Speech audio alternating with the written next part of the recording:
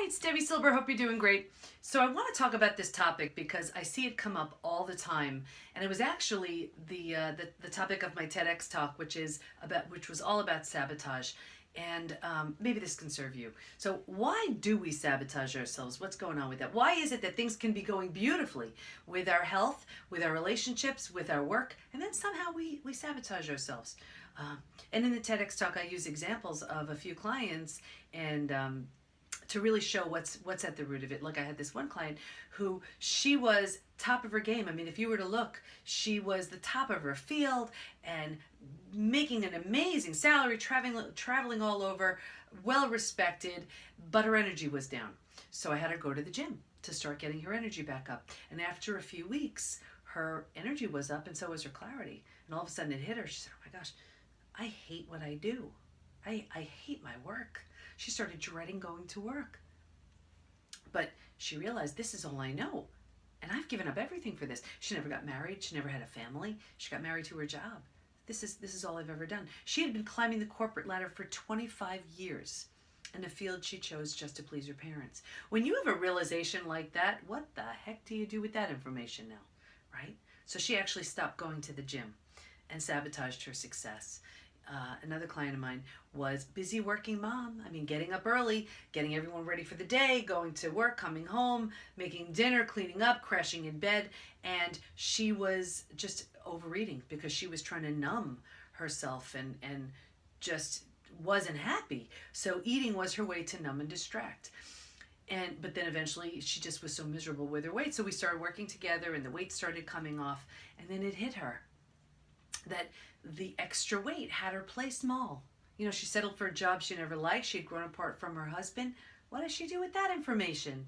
Right? It's too much. It's too big. It's too overwhelming. So she didn't even realize she was doing it, but she went back to the sugar and the lattes and sabotaged her success. So why do we do this? Well, think about it.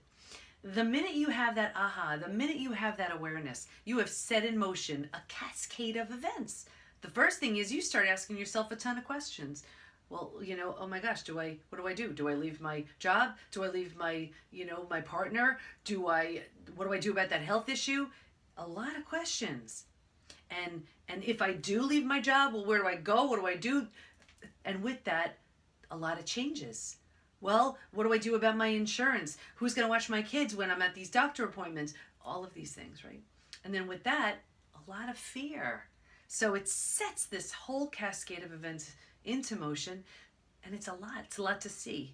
So to not see, we distract ourselves through either food, alcohol, drugs, work, TV, keeping busy, and we do this until we can't. And then there's that moment when the pain of staying where we are becomes greater than the fear of the unknown, and that's when we say, you know what? I don't want to distract myself anymore. I realize what I'm doing and it's not working for me.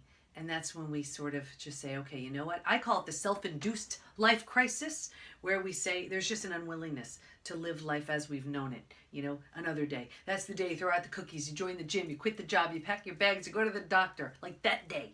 And life is never going to be the same for you. So, and it's a beautiful way you've made a decision. And you're different. And you know what I'm talking about if you've been there. But there's also the life crisis, which is another thing we can talk about at another time in another video. But the self-induced life crisis is really when you say, I am so done.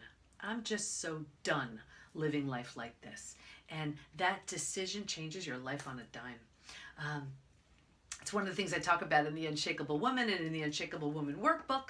And if there's something in there that resonates with you, it's also the basis of a midlife crisis a lot of times, where we stop numbing and distracting ourselves.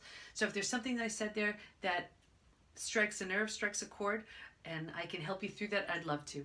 Just if you want to speak, just text the word schedule to 38470. That's going to get you on my calendar. So the word schedule, you're going to text that to 38470. Please share this with friends and family. Check out my YouTube channel or my site, debisilber.com, and talk to you soon. Take care.